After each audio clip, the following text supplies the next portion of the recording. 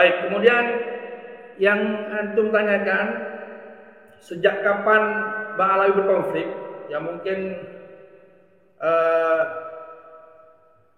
kalau yang saya tahu berdasarkan sejarah yang beredar turun-temurun di Banten, memang Bang Alawi punya konflik dengan pribumi ya, dengan pribumi waktu itu, seperti yang tadi Pak Yusuf katakan, yaitu berawal dari abad 18 ya, 18, di mana ada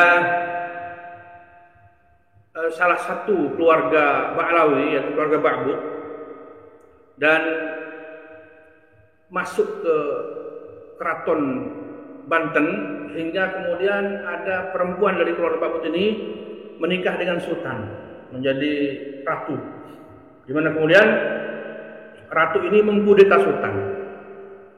Dan tentu saja keluarga ini tidak mungkin dengan sendirinya bisa masuk ke kesultanan, apalagi dengan sendirinya kemudian menghimpun kekuatan untuk mengkudeta. Dan saya yakin ini adalah bagian dari skenario dari Belanda. Artinya Belanda memanfaatkan keluarga ini untuk kemudian mengkudeta Sultan Banten. Dan itulah yang tercatat dan diceritakan turun-temurun hingga sekarang. Dan saya lihat ini adalah konflik pertama yang pernah terjadi antara Bang Alawi dengan pribumi, khususnya ketika itu pribumi Banten. Nah, kemudian ada juga konflik berikutnya yang tercatat dalam sejarah, yaitu konflik Bang Alawi terkait dengan Geger Cilegon. Geger Cilegon itu kan ceritanya para ulama, para kiai, ahli tasawuf, ahli tarekat sudah mempersiapkan untuk melawan Belanda. Namun kemudian Habib Utsman bin Yahya mengeluarkan fatwa bahwa mereka itu adalah pemberontak. Artinya beliau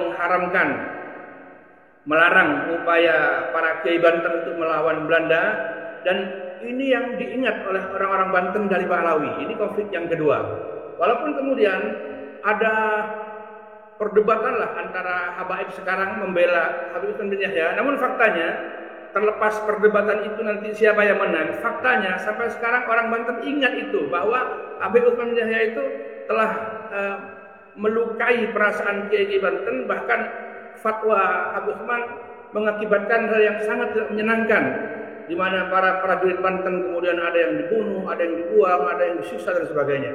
Ini adalah konflik kedua antara keluarga Bang Alawi dengan pribumi khususnya Banten, di mana saya kemudian melihat ini sekarang ini konflik sekarang ini dimulai dengan Kiai yang asal Banten ya. Jadi rupanya memang dari awal memang dengan Banten, sehingga Banten pun yang mulai ya. Walaupun sekarang kemudian dari luar Banten juga ikut-ikutan, dan mereka merasa ini bukan urusan Banten, ini bukan hanya masalah Banten, tapi ini masalah semua bangsa Indonesia. Tapi tidak bisa kita pungkiri bahwa konflik ini memang konflik antara Bang Alawi dengan pribumi, itu bermula antara Bang Alawi dengan orang Banten. Itu yang kedua. Kemudian yang ketiga, dulu orang-orang Banten, walaupun tidak semuanya, khususnya dari keluarga Kesultanan Banten, dulu pernah bersama saya mendirikan perhimpunan keluarga Wali Songo. Di mana ketika itu keluarga Wali Songo masih disepakati sebagai Azmat Khan Bang Alawi, bagian dari Bang Alawi. Sehingga ketika muncul satu perhimpunan ini, di mana tujuannya sebetulnya hanya untuk internal keluarga, untuk silaturahim dan untuk sosialisasi manhaj dakwah Wali Songo, kemudian muncul juga di media.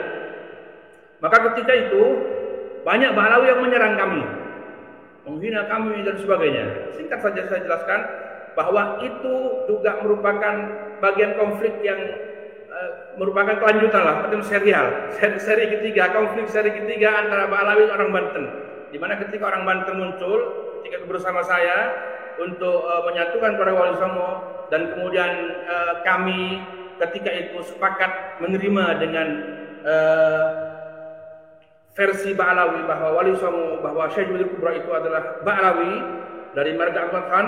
namun pada akhirnya mereka justru bersikap kurang baik, dan tentunya ini juga membekas di hati orang Banten, khususnya para Tubagus, bahwa mereka sekian belas tahun disakiti oleh Pak Alawi gitu kan, sehingga ini merupakan rentetan dari sekian konflik antara Pak Alawi dengan orang Banten.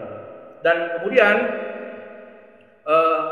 konflik yang ketiga tadi kemudian meledak begitu muncul di media. Habib Bahar mengatakan bahwa Wali Songo tidak punya keturunan. Sebetulnya narasi Habib Bahar sudah lama sering diucapkan oleh oknum-oknum Alawi. Hanya meledaknya ketika Habib Bahar. Dan itulah kemudian yang kemudian orang-orang yang selama ini saya lihat sudah menahan rasa jengkel mungkin.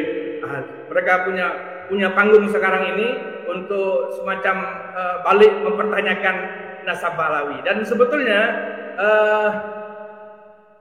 persyaratan yang diajukan oleh Kiai Imad itu bahwa harus ada kitab zaman, harus ada manuskrip zaman. Sebetulnya jauh sebelum Kiai Imad mengajukan itu, sebetulnya Maktab Daimi Rabita Alawiyah sudah mengajukan itu duluan kepada keluarga Wali Songo.